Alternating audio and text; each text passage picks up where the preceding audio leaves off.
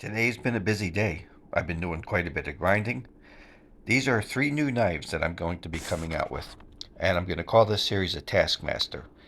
So you're going to have a sheep's foot, a drop point, and a clip point in the same series. To give you an idea of the size, here's a ruler. So you're looking at just over 7-inch total length and roughly 3¼ inch blade length. You see if I can get the camera straight up and down, because even just a slight angle of the camera makes some of the knives look bigger than the others, but these are all the same size. Next, I'm starting on a run of the Outdoorsman. A while back, I won Scab's knife making challenge, and it was this model, the Outdoorsman. One of the things that was supposed to happen is the knife was going to go to Blade Show and be displayed there by Carnivora Knives, which I'm pretty sure that has happened. Then following that, there was supposed to be a run of 10 of the knives made and sold. That never happened, so I'm going to be making the run. So this is what one of these blanks looks like after it's cut out and rough ground. I'm also going to do a couple of them in O1 tool steel. So there'll be 2 of them here in O1 tool steel, and then 5 of them in 80 CRV2. Now 80 CRV2 is tougher. It's an extremely tough steel.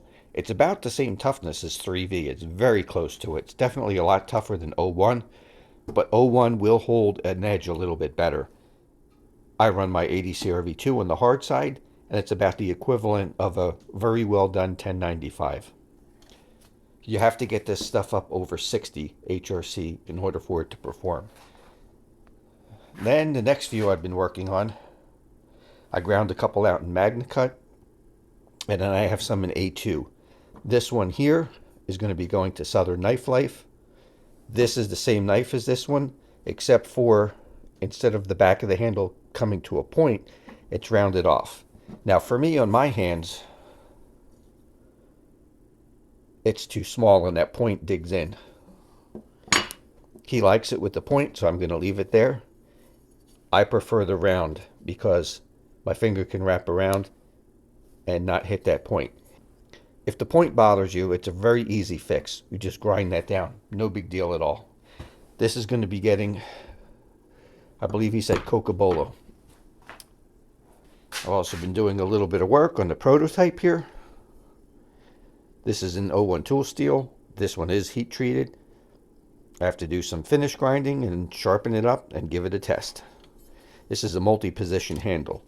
You can come up here, and when the handle's on, the knife will have a balance. Right now the blade is tipping down, but it'll balance right there when the handle is on.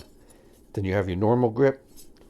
Then you have your choke back grip, which will put a lanyard on it so you can get your pinky through there. So that's what I've been up to today, and I'm going to try and get quite a bit more work done tomorrow. I want to get these all cut out, and I want to get the bevels ground on them, get the holes drilled, and get everything here ready for heat treat. Just have to drill the holes in these few here, and they'll be ready. On Thursday, a friend of mine is going to be coming over. His wife gave him a present for his birthday, and that was to make his own knife.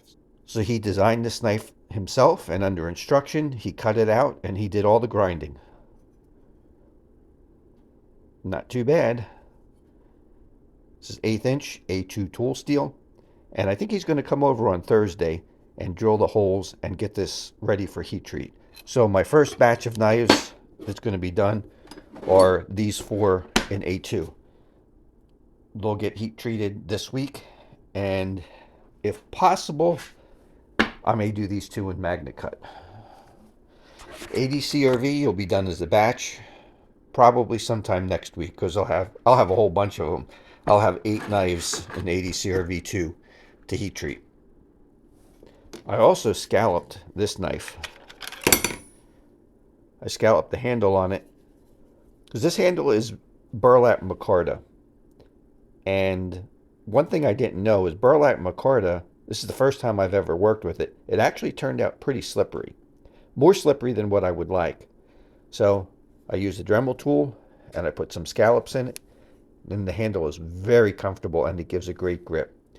This knife is 5/32 of an inch, 01 tool steel. So I did more of a full flat grind down into a 12.5 degree per side bevel. That's all this is, 12.5 per side. This is an excellent EDC knife. I've shown this knife before in my channel. Right there, you can see the size of it. You have about a 3.5 inch blade, 7.5 inches overall length. Great pocket fixed blade or for belt carry. I really like this horizontal belt loop. It cants it on a little bit of an angle, which makes it easy to draw, and it also stays concealed under an untucked shirt. Here's my outdoorsman that I made probably about 6 or 7 years ago. Yes, everything's dirty, everything's taken wear. Leather sheath. You can see how thick I made that. It's 12-ounce leather. And here's the knife. This one has a bloodwood handle. Again, it's 5/32 of an inch, 01 tool steel.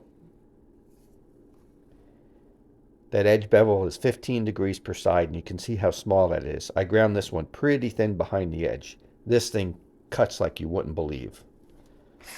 So that's exactly what these models are. I'll be making them with a Kydex sheath.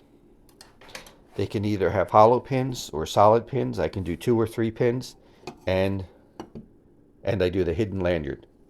So the lanyard comes out the rear. It keeps it out of your way rather than coming through a hole in the back of the handle. With that hidden lanyard, you can get your pinky through there, and if you size it right, you can wrap 2 fingers around here, and you can get some speed for some light chopping. So this will act like a larger knife. Excellent design. I still find this to be the best design there is if you're going out to the woods, whether you're going to be doing bushcrafting, whether you're going to be hunting, camping, just hiking. Just an excellent all-around belt knife that does everything well. So again, there's an overview of what I've been up to the last couple days. That's going to be it for this one. We'll see you next time.